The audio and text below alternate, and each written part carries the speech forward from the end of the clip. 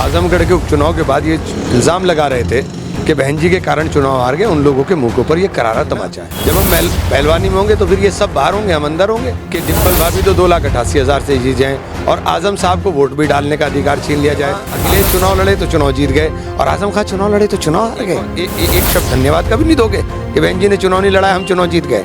तुम्हारे में तो जौन सा बड़ा सूरमा भोपाली बन रहा, वो अपनी पत्नी को चुनाव लड़ा दे तो कद का अंदाजा सबको हो जाएगा कौन लड़ रहा है। नमस्कार, आप देख रहे हैं बीच न्यूज़। जैसे कि आप सभी जानते हैं, उत्तर प्रदेश के अंदर अभी हाल ही में 3 जगह उपचुनाव हुआ।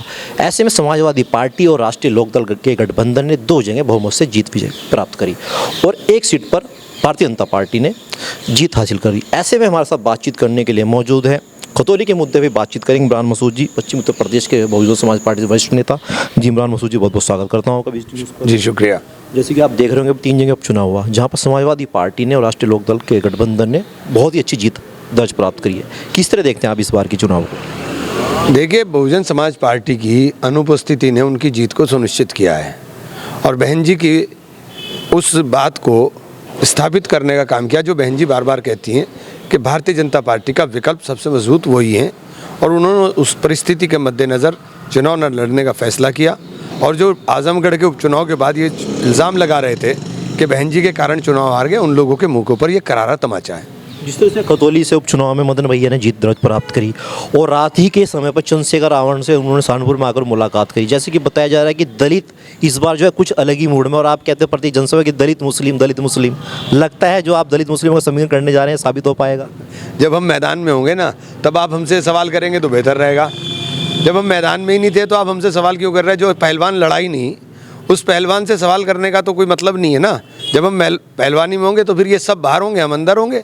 क्या कारण मानते हैं कि इस बार पहलवान मैदान में क्यों नहीं उतरे इस दंगल में? ये पार्टी का निर्णय, देखिए पार्टी के नीतिगत निर्णय है, उसके अंदर मैं कुछ नहीं कह सकता। ये पार्टी का नीतिगत निर्णय, और अगर बहुजन समाज पार्टी होती तो निश्चित रूप से बहुजन समाज पार्टी चुनाव जीतती। एक समय होता जब समाजवादी पार्टी बहुजन समाज पार्टी का गठबंधन था और आपने देखा वहाँ पर उस समय पर नेताजी ने 1 लाख वोटों से जीत दर्ज प्राप्त कर दी। अब ऐसा क्या कारण मानते हैं जो डिम्पल भाभी ने 3 लाख वोटों से जीत दर्ज प्राप्त करी? देखिए, वहाँ की परिस्थिति अलग है, यहाँ की परिस्थिति अलग है।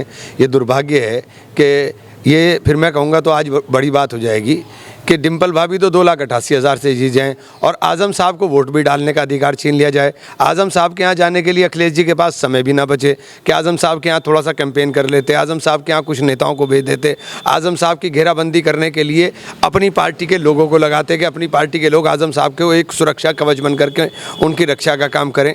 तो ये सब चीज़ें हैं, इन चीज़ों के ऊपर गौर होना चाहिए। और बहन जी ने भी जो कहा है वो गलत थोड़ी ना कहा है कि यहाँ जयंत चुनाव लड़े तो चुनाव जीत गए, वहाँ अखिलेश चुनाव लड़े तो चुनाव जीत गए और आजम खां चुनाव लड़े तो चुनाव हार गए।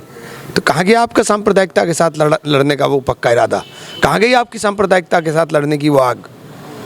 आपने एक आदमी को अकेले छोड़ दिया। बिल्कुल बार बार आप इल्ज़ाम लगा देते थे कि साहब ये तो बहन जी की वजह से हो रहा है, तो बहन जी की वजह, आजमगढ़ चुनाव हमने लड़ लिया तो इन्होंने शोर मचा दिया कि बहन जी की वजह से हो रहा है। अब क्या हो गया? अब बहन जी की वजह से चुनाव जीत गए तो एक शब्द धन्यवाद का भी नहीं दोगे कि बहन जी ने चुनाव नहीं लड़ा, हम चुनाव जीत गए।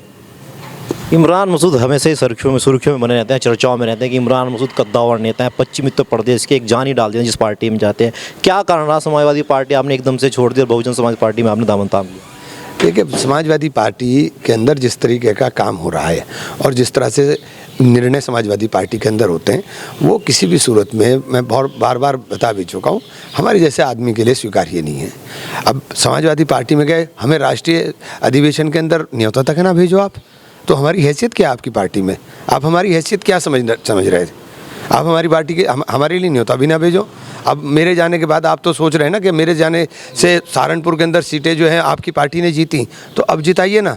अब मेयर का चुनाव आ रहा है, आप उम्मीदवार लाइए ढूंढ के, कौन सबसे बड़ा पहलवान है जो सबसे बड़ा अपने आप को पहलवानी कर रहा हो तो आ जाए चुनाव लड़ने के लिए, हम तैयार हैं।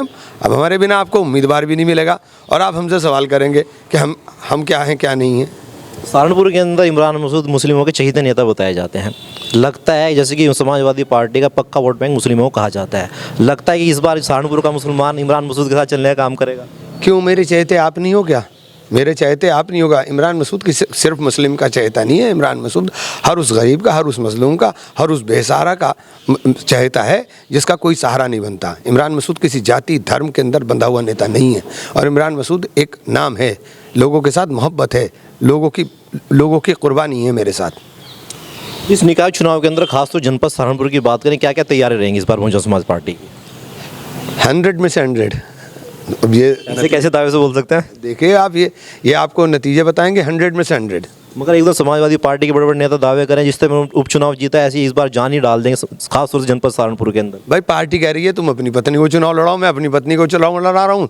तुम्हारे में से जौन सा बड़ा सूरमा भोपाली बन रहा, वो अपनी पत्नी को चुनाव लड़ा दे तो कद का अंदाजा सबको हो जाएगा कौन लड़ रहा है। मतलब आपने बातों बातों में ये फेंक ही दिया पाला कि आप अपनी धर्मपत्नी को चुनाव लड़ा रहे हैं, मैदान में उतार रहे हैं। भाई पार्टी कह रही है कि आप अपनी धर्मपत्नी को चुनाव लड़ाओ, तो मैं चुनाव लड़ाऊंगा धर्मपत्नी को, अगर नेता हमारी नेता का आदेश होगा तो आप भी अपनी धर्मपत्नी को चुनाव लड़ाओ।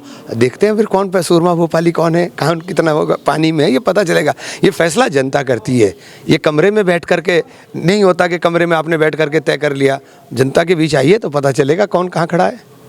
जैसे कि आप हर जनसभा में कहते हैं कि हमारी लड़ाई सिर्फ भाजपा से, ऐसे क्यों कारण मानते हैं कि भाजपा से ही लड़ाई, अन्य पार्टियों को कहाँ देखते हैं ऐसे में आप? देखिए हमारी कोई लड़ाई नहीं है, हमारी वैचारिक मतभेद हैं। हमारी कोई लड़ाई नहीं है, हमारी वैचारिक मतभेद है। हमारे वैचारिक मतभेद भारतीय जनता पार्टी के साथ हैं और रहेंगे। तो दर्शकों, जैसे देखा इमरान मसूद हमारे साथ मौजूद है, सहारनपुर के पश्चिमी उत्तर प्रदेश के बड़े कद्दावर नेता का है, जिन्होंने साफ तौर से बातों बातों में तमाम पार्टियों पर अपना निशाना साधा। आपकी इस वीडियो में क्या राय है, कमेंट बॉक्स में लिखना ना भूलें। सहारनपुर से पुरुषोत्तम सैनी, खास रिपोर्ट। धन्यवाद।